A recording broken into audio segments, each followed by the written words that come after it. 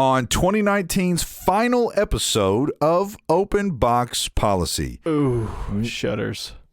That was pretty good. We start with another update on the battle. I can't even act excited about it because I'm already gonna lose. I was gonna lose as soon as I mentioned it. I'm pretty fucking excited.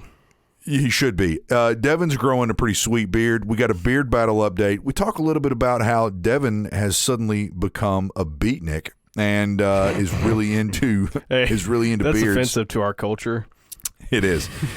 Then we give you a year in review. It's more of a personal year in review. We talk a little bit about the world and some of the things that have happened worldly and that are especially some of the most pertinent and what am I trying to say? The highlights, I guess. The highlights of this year and the biggest news stories of 2019. Yeah, especially recent is what I was trying to say, Yeah. not pertinent, but some of the most recent stuff. Yeah. And then we finish it out with a painful story about my beloved, my car. Your sweet German Volkswagen. Yep. Yeah. Anyway, what was your favorite episode of 2019? We want to hear from you guys. What was your favorite episode, favorite moment, or if you just want to tell us, how you grew in 2019 or how you shrank, depending on who you are. Reach out to us. We are on socials at Facebook, Twitter, Instagram, and YouTube at OBP_raw. Also, if you want to send us a long-form email, write us out a little essay, you can do that at obppodcast@gmail.com. I wanted to say underscore. Anyway, as a quick note to end this introduction, we appreciate every one of our listeners. We should say this every episode, but we don't. We appreciate everyone who stuck with us from all the way back in December of 2017 to now, December of 2019. We've been doing this shit for 2 years, Adam. 2 solid 2 years, years. Dude. We are also 2 years. sorry that Jamie could not be here with us on this episode. She is on the final episode. Dying, I guess is the short term for it. Slowly. Yeah. Thank God it's slow. She'll be back with us on our first episode of 2020, hopefully. And we do want to wish her the best. Absolutely. You definitely don't want to end your year being sick, but yeah, Jamie is a little under the weather, so we wish her the best. Yeah, we are sad that she's not with us right now. We are happy that we have all of you listeners here in 2019. We are hopeful for 2020, and I'm just glad in general, man. I feel like I've adopted Matthew McConaughey's life this year. I started from the bottom, and I'm soaring up top right now, brother. Nice. Brother. All right. Yeah, that makes one of us. This has been the worst year of my fucking life. Anyway, thanks, everybody. Thank you.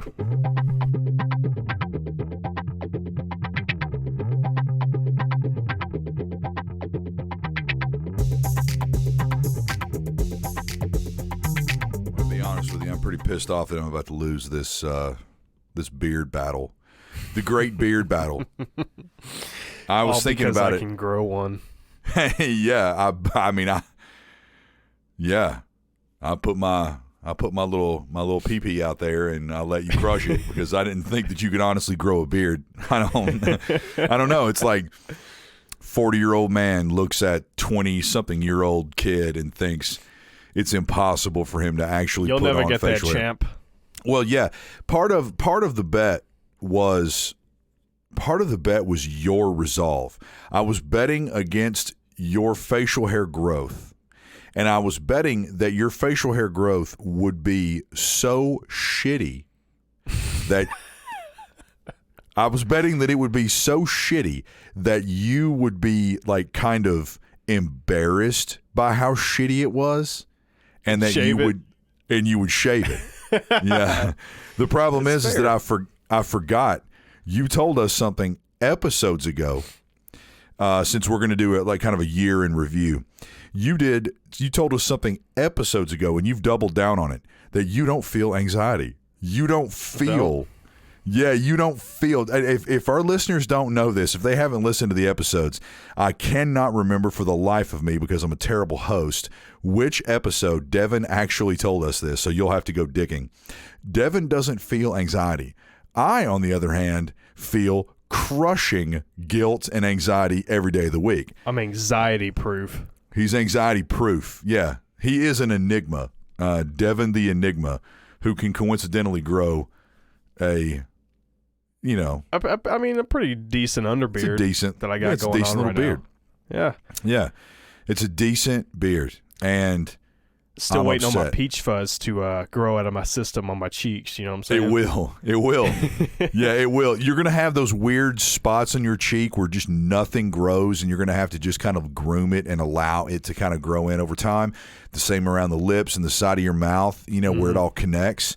But over time, all of those things will kind of grow in a little bit, and it'll be a little bit thicker. I'm getting pretty excited about it. I know. Tell everybody what you've been doing. You're like full on fucking beatnik hippie. Full on hippie, man. I'm it's starting to make my own beard oil. I'm like, dude, I was at work one day, super bored, and I just went down this deep ass rabbit hole of like all natural products and stuff like that, and then beard oil came onto the radar, and I was like, you know what? I'm gonna start making my own fucking beard oil. I'm growing a beard. I'm diving headfirst into this shit. Yeah, I've had a beard for my formidable part of my life, and I've never so much as ever thought to myself about making beard oil. I did run out of beard oil for a considerable amount of time and use olive oil as a replacement. Yep, that's a good carrier oil, as they call it. Oh, thank you. You're like a fucking expert on beard oil now. Shaman, right?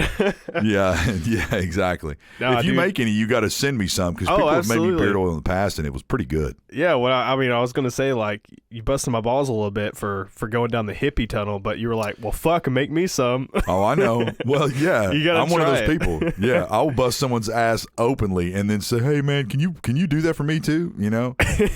But for real, send me some. Did you buy some jojoba oil? Yeah, it's pronounced jojoba. It's not jojoba. It's jojoba. No, it's dead serious. It's pronounced jojoba. Don't correct me. You've been growing your beard for 3 months. I've had one for all my life. Yeah, it's jojoba, and it's spelled Jojo. So so I got that. I got argan oil. Argan oil, yeah. Argon, whatever. I'm going to put some coconut oil in it, like a minimal amount, and then throw in some 100% organic essential oils, and go from there. So be careful with the coconut oil. Be careful with the coconut oil, because coconut oil will reconstitute at certain temperatures. So like at anything less than body temperature, a lot of times it can get thick. So the problem is that if you don't want your beard to take on like a thick consistency, sometimes you need to use oils that stay very oily at like body temperature. You know what I mean? Oh, bro, I got it, bro. I've already gone down that rabbit hole. I got this special, I forget what they call it, but it's a coconut oil that basically stays liquid. And so they like extract certain parts of the coconut oil out to where it stays liquid. Yeah, I'm going to extract myself out of this fucking conversation, because I'm getting... Any questions, any statements that you have, I've already read it. I'm sure you have. You've gone full, like, balls deep. Right. Well, let me ask you, do you want your beard oil scented or non-scented? Scented. There we go. My last beard oil was cedar wood. It had like a cedar wood musk. I had another one that was like lemon and pine, like citrus and pine or something like that. It doesn't sound like it would be that it would smell nice, but damn, man. And I mean, when women I'll just say women would get near my face and be around my beard, they would be like, oh, wow, it smells. I mean, it's not like a coworker is up in my face, but when my little friendlies, my little lovelies, your little birds, my little lovelies, my little lady friends would get near my face. They would all two of them. Yeah, they would love it. Oh man, everybody knows that. Everybody who listens to this podcast and knows me in real life knows I'm a fucking cheapskate. Yeah. So that's what kind of threw me down the hole of making my own beard oil, because I 'Cause you started can like do it doing cheap. some research. You tagged me in something on Instagram, and I started looking at these fucking beard oil prices and 25 and up, and I'm like, dude, that's just not worth it. So It's I started nuts. doing some research, and they're like, yeah, you can just buy the ingredients yourself and make tons of beard oil for way cheaper than you can buy it. So I was like, fuck yeah, I'm down for the challenge. Which is what I need to do. I just have this weird thing called apathy and laziness, and I will wake up so I can lay down and go back to sleep. You know, I like that's people are like, "What are you going to do this weekend?" And I'm like, "I don't know. I know exactly what I'm going to fucking do. I'm going to wake up and go lay on my couch so I can go back to sleep. That's exactly it's what I'm going to do. You know, I am like a big slovenly bear. That's just what I am. I read that stuff about the beard, and part of me, like, I got down the jojoba oil, jojoba oil, the argan oil, and everything like that. And they said it was good for your skin too. And I've been looking for like a good skin product because newscast to all the hippies out there, I'm starting to grow my hair out as well with my beard. So I'm going for that long cut, but they said it's good for your hair and good for your skin, and I have like super oily skin. Yeah. Well, so I having have oily to like skin is not a bad. It's not a bad thing. Just you gotta control it. Yeah, you have to like moisturize it a lot, which is something that I started getting into. But they we're talking about the jojoba oil and the argan oil. That's good for your skin and stuff like that. Just keeping it moisturized and stuff. So. That's another reason why I went down the rabbit hole. It's just a life-changing event, man. Growing a beard, growing my hair. I appreciate you giving me this opportunity, Adam. You're welcome. I appreciate you giving me the opportunity to shave off something that people have told me for years really makes me handsome, and now having to go back. It's basically a family member that you're cutting off. Exactly. Yeah. Now having to go back and actually go barefaced again is scaring me. You know what I'm afraid of? Never mind. Go ahead. Well, no, say it. What? I left that open. I was just gonna say you shave your beard, then you commit suicide. Yeah, that's what I'm afraid of. It's gonna go deep. I'm afraid that my entire identity is wrapped up in my fucking beard. Right. I'm nothing without my beard. Yeah. No, I'm actually fearful of shaving my beard and having not seen my chin and having not seen my neck in so long that I've got like this big flabby chicken neck and I'm gonna have like a double chin, and you got that gizzard neck. Yeah, that it's that I'm not gonna know that like over the last few years that like my face is just sagged down into this big neck. Then I'm gonna get plastic surgery. You know, I'm gonna have to go get plastic surgery. But if I were in your shoes, I would fear you shaving it and then not being able to grow it back. Yeah, like it just it just doesn't want to grow. It just stops. Yeah, just be like, all right, you've had me your whole life, then you cut me away. Yeah, that is actually that's a legitimate fear. That you shave it and the hair, that all the hair is just like finally we don't have to grow We're anymore. Free. Yeah. They'll just go on vacation. Yeah. It's going to be weird. It's going to be really weird. This has been I'm going to like a classic OBP transition. We're going to move right into something new. Smooth as butter. As always, we have the best transitions, and whenever I have to clear my throat, I always make sure I do it right into the microphone. Right. You lean further into the microphone. Exactly. This has been an interesting year. It's been an interesting. Yes, and this is going to be. We're going to talk about it in the intro, but I'm going to repeat it like I always do. This is going to be basically a recap of some of the things that have happened this year, that have happened to us personally, that have happened in the world. We're going to kind of do a little year in review. The official Open Box Policy 2019 year in review / beard battle competition / farewell. And it's like what? You about to drop a bomb on me? Are you leaving an open box policy? Just until next year. Oh yeah, because this is going to be our last episode until 2020. Yeah, this will probably be our last episode until 2020. It has been an interesting year. I've been in and out of tough relationships. I have was promoted this year. Well, at the very end of last year, but basically this year. And it has been one of the most tumultuous rides that I've ever experienced in my entire life. One of the most stressful and anxious years I've ever had in my life. I've had like tons of health issues this year. I turned 40 this year, so I turned 40 in March of this year. Coincidence? And my life just turned to shit health-wise. It's been unbelievable.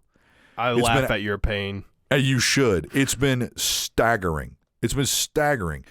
Like dental problems, heart problems. Hell, I mean, we did an entire episode about how I thought I was going to die. I thought I was having a stroke. Yeah. I mean, it's like, it's absolutely insane. Jamie's been sick a lot this year. She's been on and off the podcast due to sickness and due to health problems. Yeah, we should probably state that. She's not on this podcast because she had like a severe liver problem. What is it? Pancreas? No, it was like an abdominal. So ultimately what it was, one of her bile ducts is clogged, or it's got like an infection, and it was really difficult for them to track down the cause because, you know, most people aren't looking at your bile ducts. So she started having. What the fuck that is? I'm going to be honest. Neither do I. Yeah, neither do I. Is that a part of the body, or is that a part of a muskrat's body? Yeah. Well, when Glenn told me something about her bile duct, the first thing I thought of was like, you know, an HVAC system. I was thinking of like duct work, or like, you know, a tunnel like in LA or something. Yeah. See, what had happened was her flux capacitor was a little off, so it just wasn't performing right. It burned out. Yeah. But yeah, they don't. So they kind of tracked it down. They've got her on some really high powered like IV medications to try and attack it internally. Obviously. But yeah, it's just making her really tired. It's really difficult for her to do stuff, and the holidays are coming up, so she's just tired in general. Yeah, but sucks that she can't be here to share the year-end review with us. The year-end review. The 2019 farewell. Yeah, so what's going on with you this year? Let's see. Well, the love of my life almost kicked me out of the house and broke up with me, so that was probably the worst thing that happened to me this year. Yeah, it's so crazy because I mean, it still blows my mind that you dropped that bomb on us, that Anna almost kicked you out of the house. Devin, scary. I can imagine it was terrifying. Devin moved his entire life down to Atlanta to follow the love of his life, and he went down there and, you know, dicked off. In a roundabout way, he dicked off for months while he was supposed to be looking for a decent job. And, you know, his girlfriend kind of had to come to Jesus with him and said, either get up, get your fat ass working, or your history. Yeah, I think I gained like 30 pounds too. I was a little depressed. I did get a little depressed. Are you serious? Not only because, it was like stress turned into depression. Yeah. You know?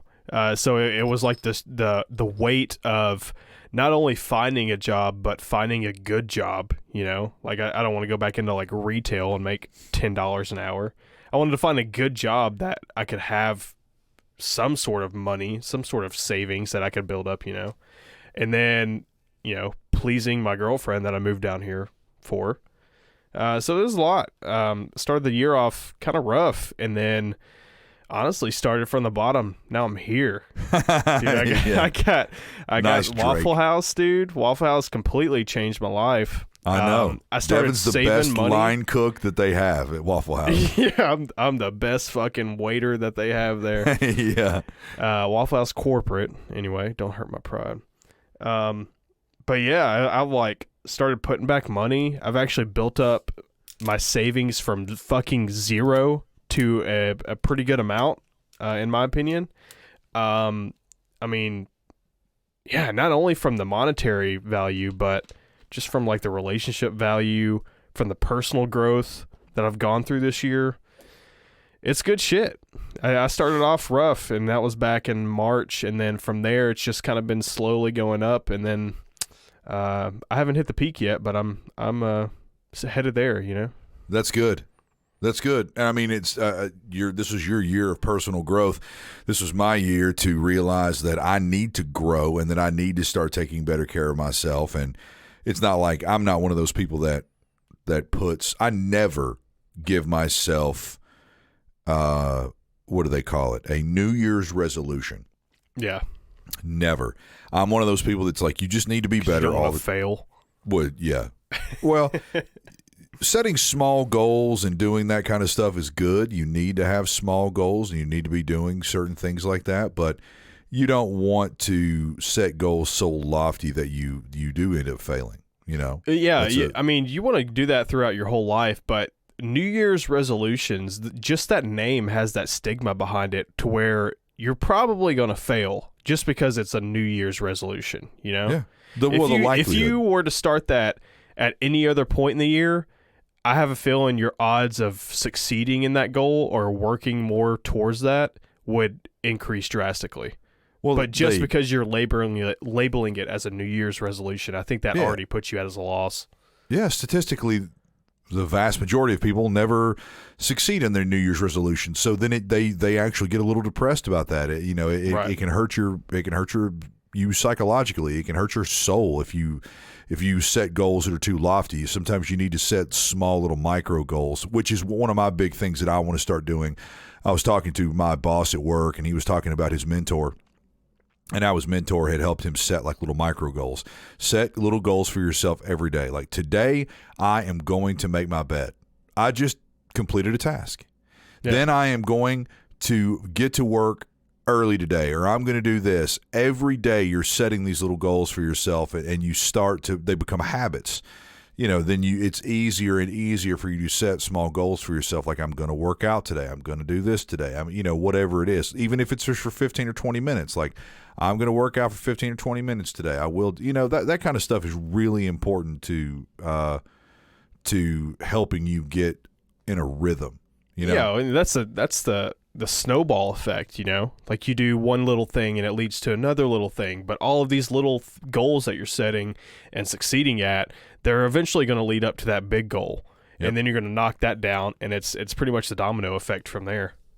So it's crazy. So this year you have started making beard oil. You told us a little while ago that you started getting into moisturizing, which we still haven't talked about yet. And apparently you've become a motivational fucking speaker. So, I mean, I'd say your year's been pretty fucking good. This time next year, our podcast is going to be trending #1 on the Apple charts. I would love that. If our podcast is ever trending #1, I promise you, I'll do some really crazy shit to celebrate it. I'd probably legit shit my pants. Not mistakenly. I would just sit there and force myself to shit my pants. Poo in your pants, just so you can tell people, I pooed in my pants. Right. Hey, our podcast reached #1 on the charts, and I just shit my pants. I pooed in my pants. Yeah.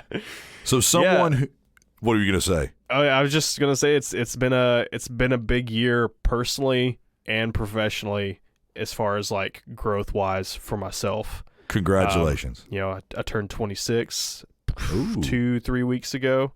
I'm past that that quarter century. Yeah, you had a quarter life crisis. Yeah, I don't know. I was just I felt like I'm always going to be a kid at heart. I'm always going to do childish things, but I have felt like I've kind of grown up and started accepting more responsibility. And I think I finally, this is throwing it way back right here, dude.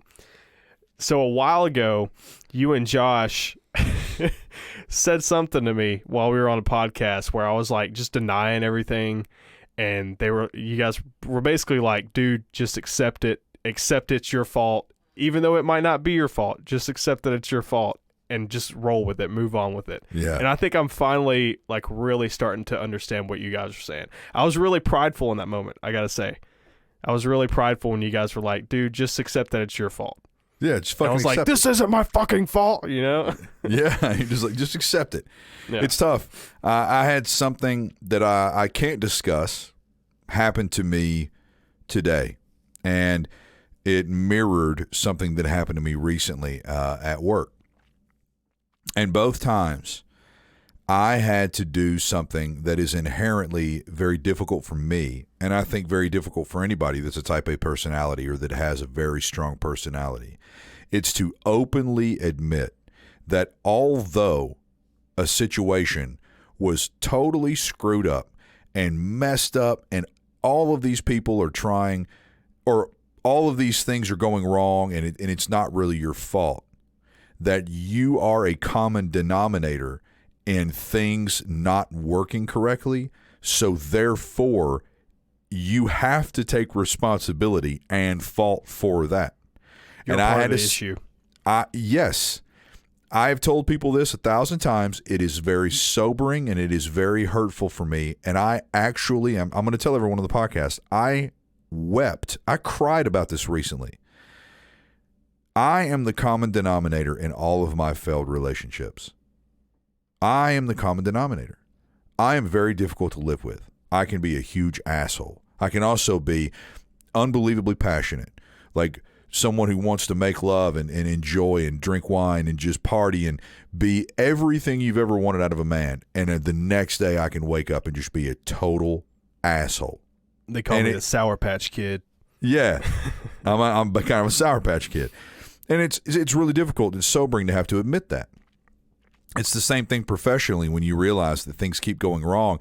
You can't keep blaming everyone else. You have to understand eventually that you are a common denominator in all these problems. And that it's really difficult to admit that, you know? That's really difficult to come to terms with yourself. It is. To realize that even though you may not think that you're part of the problem, you need to be part of the answer, you know? Yeah, you need to be part of the solution. Yeah, sometimes that involves yourself thinking that you are the problem. Yeah. So, outside, I'm proud of you. I'm glad you had a great year. I appreciate that. Yeah, I had a good year, like financially and all this kind of stuff. And, you know, like it's been fun and it's been stressful and it's taught me a ton and I'm stronger for it. But, man, this has been one of those years that I want to just turn around, light on fire, and burn it and just be like, bye-bye, on to the next one. Hell yeah. So, outside of our personal year, man, this has been one hell of a year for the United States of America. It has been one fucking hell of a year. Man. It's been crazy. And we are going to finish 2019 with something that is statistically unprecedented, and that it's happened twice in my life now, a president being impeached. And impeached by the House. And Tekashi 6ix9ine, the rapper who I wish would cease to exist, got 2 years in prison today just for being a general dumbass. That was the actual reason that they quoted in court. Just for being a general dumbass, you get 2 years in prison. Yes, the Washington Post, the top headline was Tekashi 6ix9ine, quote, general dumbass, end quote, gets 2 years in prison. Coincidentally, that's also why Donald Trump was impeached. Being a general dumbass. Yeah, pretty sure that's a part of the Constitution now. So that's what they got him on. So, you know, a lot of people, we're not going to like discuss politics a whole lot, but this is pretty unbelievable. You know, a lot of people are saying and are talking about the impeachment, and they're like, we get it. We understand why the Democrats are doing this, and, you know, they want it to be public and they want people to know that they feel like he's doing things that are wrong, and so on and so forth. But a lot of people are forgetting this is costing an insane amount of money. And an insane amount of attention. It's an insane amount of attention. It's really shitty attention on our country. It is costing us a lot, not just monetarily, with our reputation and all these things.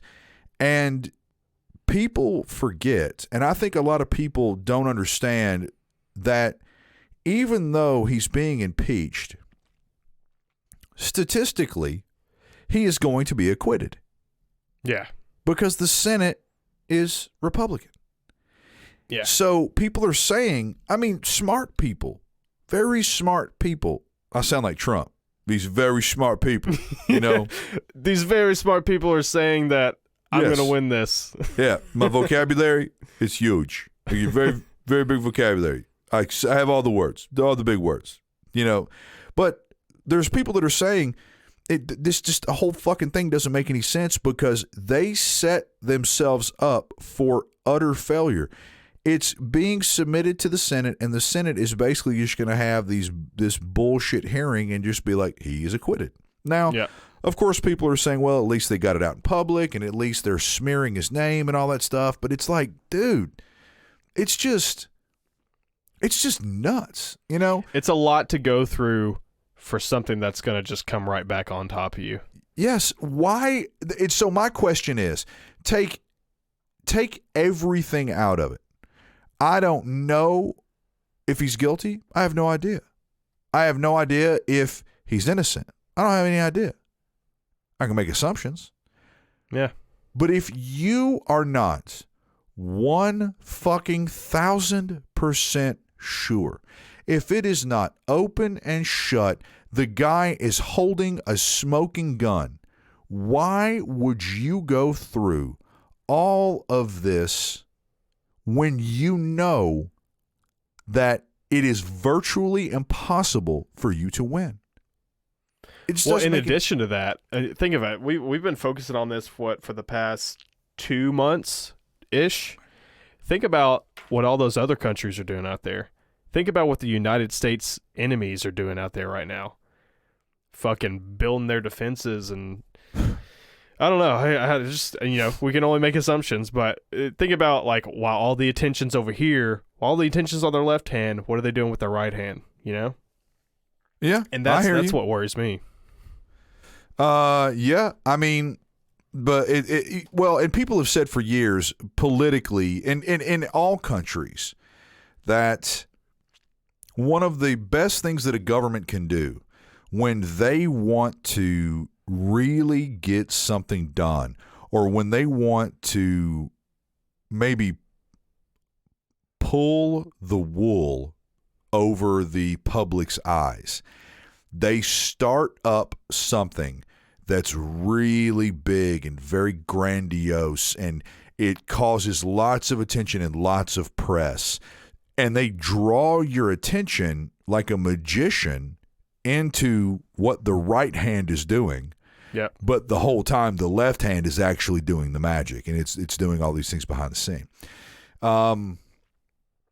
So yeah, I've heard people say that this whole thing is just a big ruse, that, you know, it's just absurd and, you know, whatever. It is crazy. This has been a bit of a crazy year in America. I mean, we've got the Russia investigation, the Ukraine investigation. I mean, you've had shootings. Oh my gosh.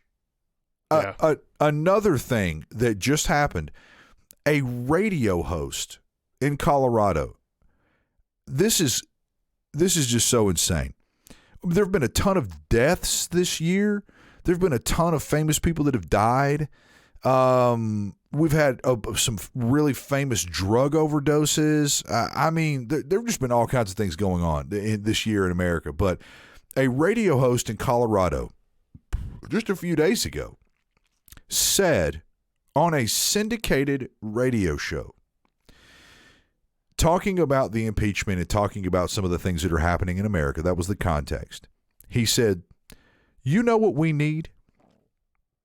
I want to preface everything just so we don't get blasted for any reason. This is not me saying this. This is a disclaimer. This is not Adam Sanderson saying this. I am just repeating what another radio host said. You got to say quote before you say it. Okay. That saves you in the court of law. Thank you. Devin also got his law degree this year, everybody. He's considerably better than me. A radio host in Colorado said, and I quote, there you go, what we need is another school shooting to take a little bit of press or a little bit of attention away from the impeachment, end quote. Jesus Christ, dude. When was that said? A few days ago. Here's what's so fucked up about it. Well, I mean, other than the fact that he said we need a school shooting. He's a fucking idiot. His wife is the radio host with him.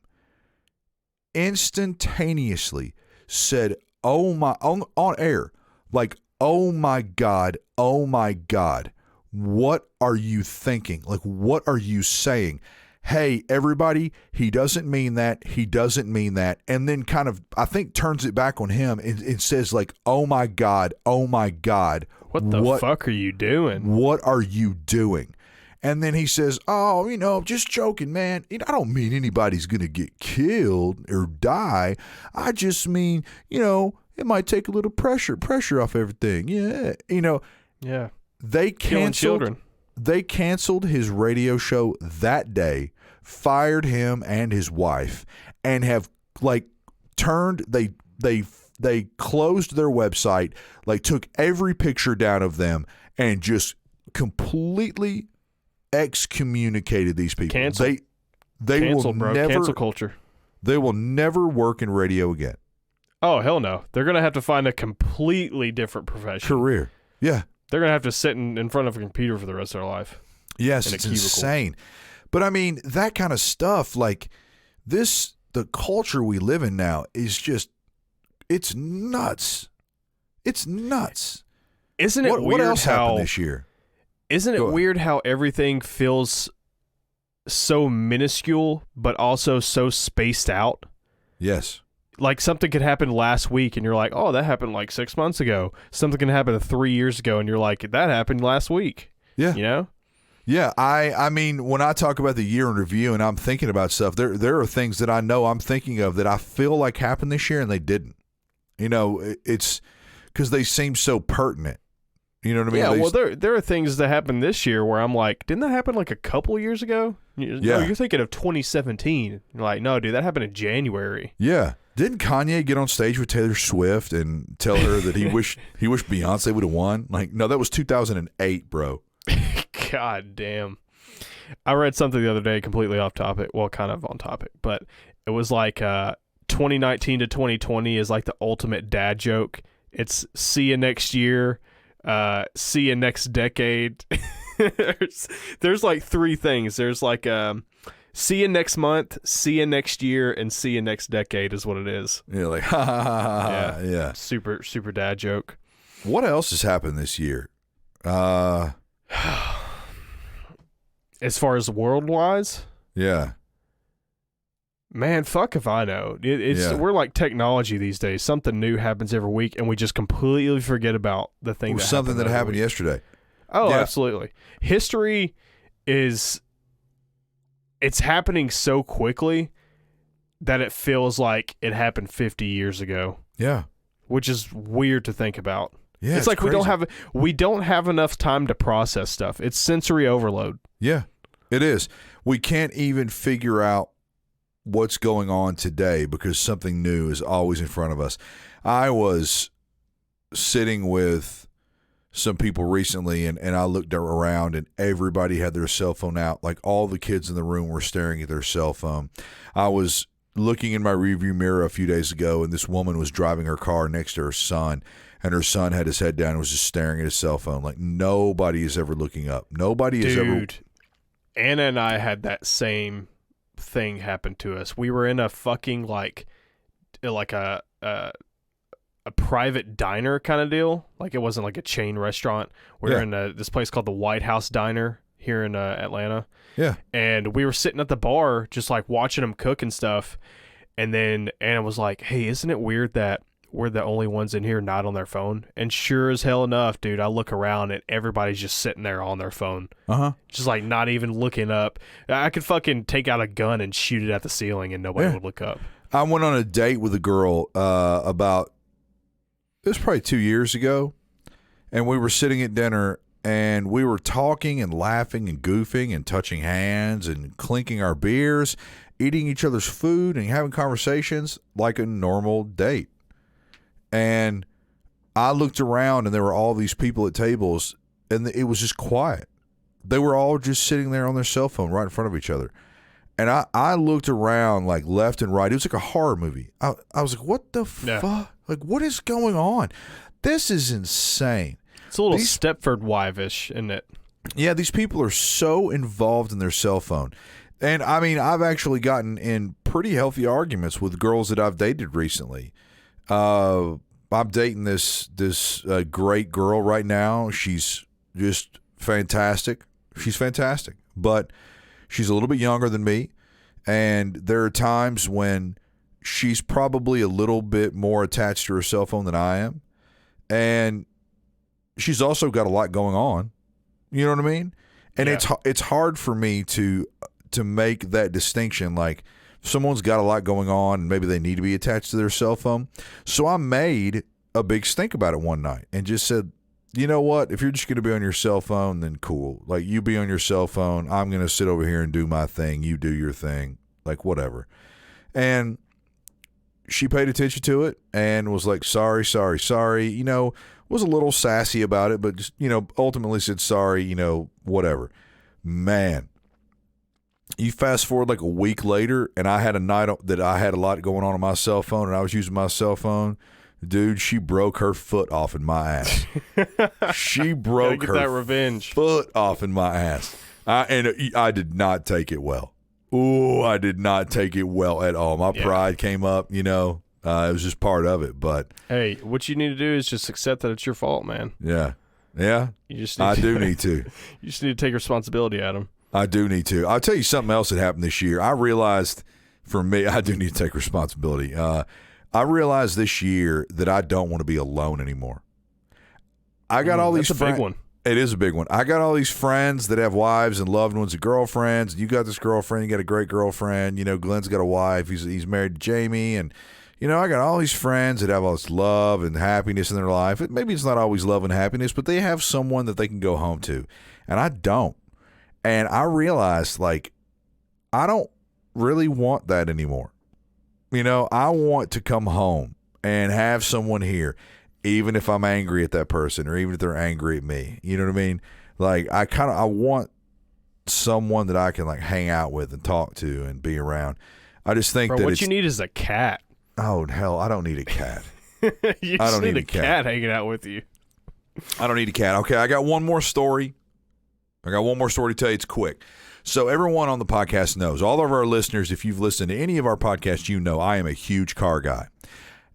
This year, in April, I purchased my dream car. So it was that long ago? Yeah, it was in April. Dude, so, I swear you could have gotten your car back in, like, maybe September. Really? Yeah. So in April, I purchased my dream car. It's a dream car. Very powerful German car. It's a BMW. It's just incredible. So since I've had it, I bought a warranty for it, and I've started having a few little issues for it because it's notoriously an unreliable car. Well, it is. It's notoriously unreliable. As a matter of fact, I'm going to come back. So remember that. Remember this as a matter of fact, because I'm going to come back to it. So I knew I had a warranty on it. Didn't care. The warranty will fix most of the stuff. So all this stuff kind of starts going wrong with it. Nothing crazy, but just annoyances. So I call BMW. I call this guy that I know at BMW. He says, no worries, bring it in. We'll start looking at everything. We'll see what we can get fixed under the warranty. And he basically says, maybe I'll even find a few things that aren't, really that bad that I can get fixed under the warranty. I'm like, oh, you greasy bastard. All right. Yeah. This is my kind of guy. All right. Yeah. It's always good to know those types of people. Yeah. He's like, I'll figure it out. I'll help you out. All right. Perfect. So I knew it might cost me like a little bit of money, like a deductible. There might be some diagnostic fees. I knew it probably could be a few $100, but I'm going to get thousands of dollars worth of work probably for a few $100. So the day before, or about 2 days before, I'm going to take it to BMW. I'm driving home, and my car's great, and it drives great, and it's tight and taut, it's sporty. And I'm just, tooling home on the phone, and I see the car in front of me swerve. That's a pretty fucking clear indication that you need to be paying attention. So this car swerves. And it swerves, and I'm like, the fuck is this asshole swerve? Boom! I hit a pothole that was like, it was like hitting a bricko block in the road. It was one of those where your soul leaves your body because you hit the pothole so hard. I tensed my shoulders up so tight around my neck, it was like a turtle. You know, like my head like went all the way down.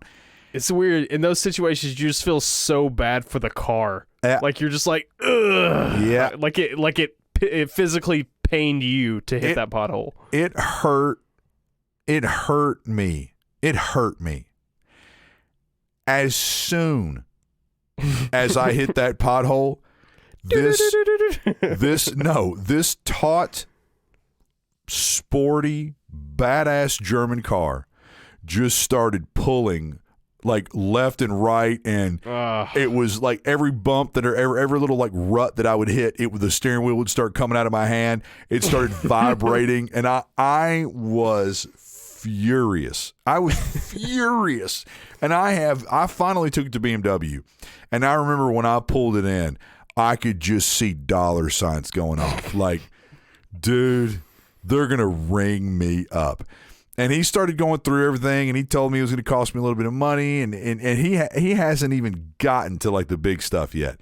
But man, I hit that pothole, and yeah, it was like an exorcism. Like they sucked the fucking soul out of my body when I hit it. I wanted to just burn the car and sell it. I was like, I was about to say, just cut your losses and sell that fucking thing. I was so pissed off.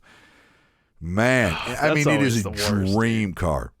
But one of my buddies told me, he was like, you own a German sports sedan, like a legitimate German sports sedan, not like one that they slap a sport badge on.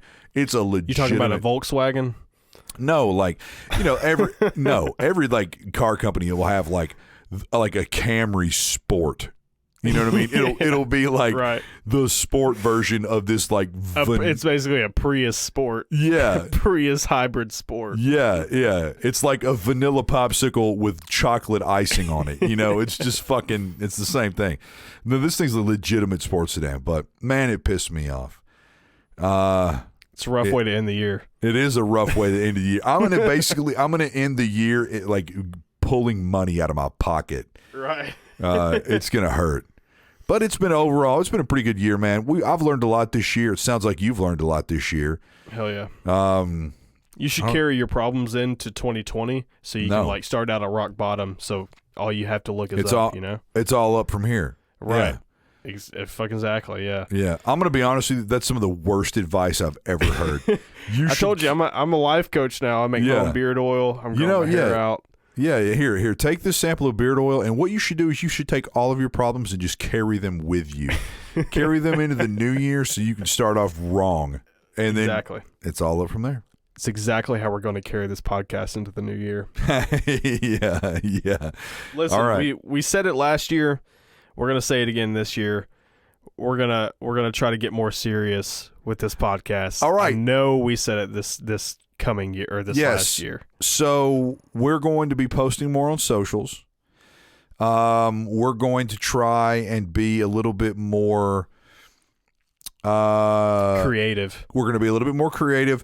We've decided that a lot of our podcasts are going to be a more topic based. Because we want you all to have something clear to listen to. You know, us having a conversation about our lives is one thing, but a lot of times people don't know us well enough to really know anything about our lives. Yeah, it gets a little stale. Well, it does, and it's not that people have complained, but the people that are only telling us that they love our podcast are the people that, you know, like are our mothers and stuff like that. You know, like your mother, no matter how ugly, no matter how ugly you are, your mom's going to tell you you're cute. You know what I mean? It doesn't matter. Yeah, that's 100% true. Yeah. The main feedback that we're hearing is from people that we personally know, and we need more criticism. I think criticism is always healthy. Yes, constructive criticism. So we're gonna start coming up with maybe 2 and 3 topics an episode that we're gonna talk about, things that we feel like you wanna know about. Obviously, we like your feedback. We want to continue receiving feedback. If you hear anything or you come across any topics that you want, please let us know. And Devin can tell you the ways that you can get in touch with us. Exactly. I'll let you know in the intro. Oh, whoops. You know how we normally do it. Oh, whoops. I'm such a dumbass. Anyway, I guess we'll end it right there. We're excited for this year to be in the past. We're excited for next year to come to us. So this is Devin. This is Adam. We'll see you next decade. Yeah, bye, Jamie.